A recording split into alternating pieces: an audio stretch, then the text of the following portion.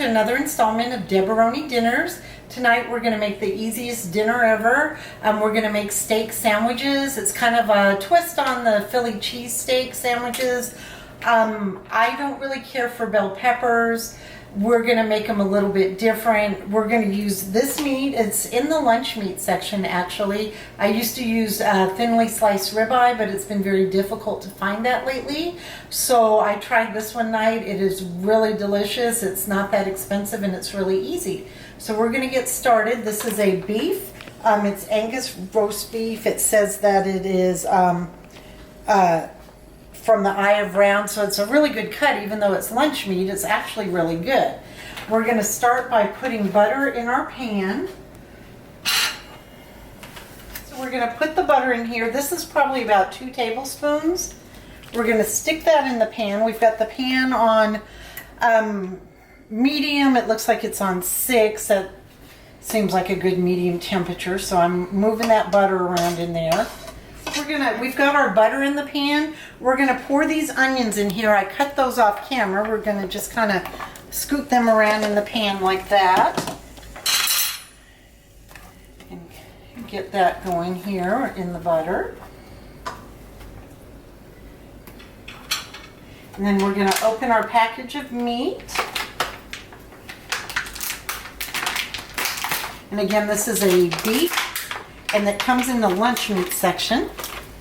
So we're going to do that. We're going to add a little bit of Worcestershire sauce.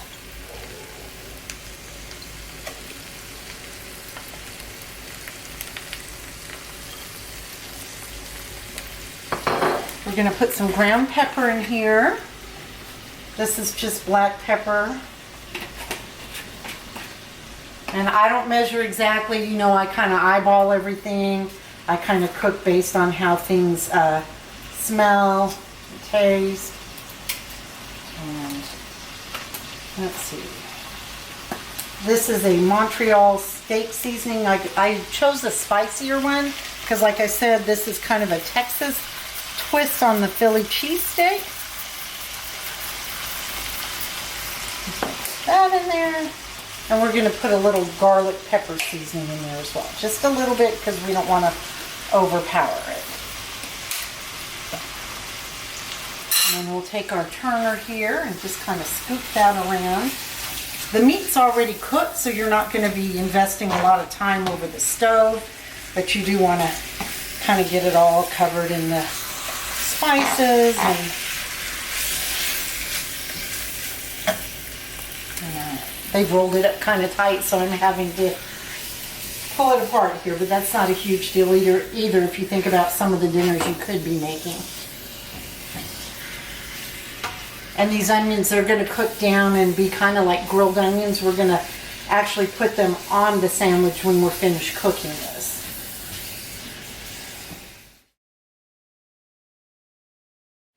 Okay, so our meat is nicely browned. Again, it was already cooked. It comes in the lunch meat section. It's fully cooked. We're just heating it and putting a little flair to it by adding spices and the onions and, of course, the butter that we have in here to kind of saute the onions. And I was sauteing the onions at the same time I was sauteing the meat. So this is finished. I don't even think that took 5 minutes. We're going to go ahead and turn our stove off, and then you can put it on whatever bread you like. I like these nice artisan rolls. They make it look a little fancier. So if you're having a quick dinner, you want to make it at least look like you put some effort into it. So, okay, so we've got our bun. They're these nice bakery artisan rolls. We're going to take that and get some of this meat out of the pan, along with some onions. And just kind of stick that on there. These onions are really good when they're cooked like that. So I like to put a couple extra on top of it and give it that flavor. So far the sandwich looks like this. And we are gonna, you can put whatever cheese you like. I kind of like the Swiss cheese. It's a baby Swiss and it's thin, so we're gonna add that to it.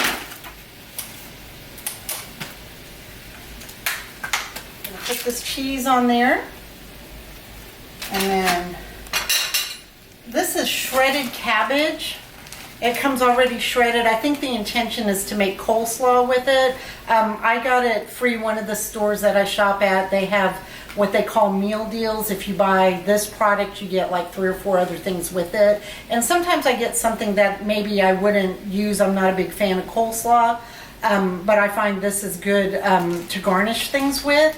And one time I made these sandwiches, we didn't have any lettuce, and so I put this on top of it. And it came out really good. So, this is the finished product here. You've got your bun, you've got your meat, there's onions underneath there. We've got the baby Swiss cheese, and then the cabbage that's probably intended for coleslaw, but again, I'm not a coleslaw eater, but you can use some of it for your garnish on your meal and then maybe make some coleslaw later. And then, you know, we're not the fanciest family in the world. We are gonna serve this with this.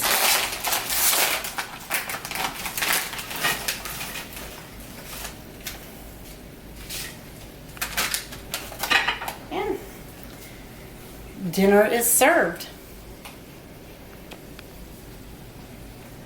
Thank you for watching Deboroni Dinners. We're happy to show you videos of different meals that I cook.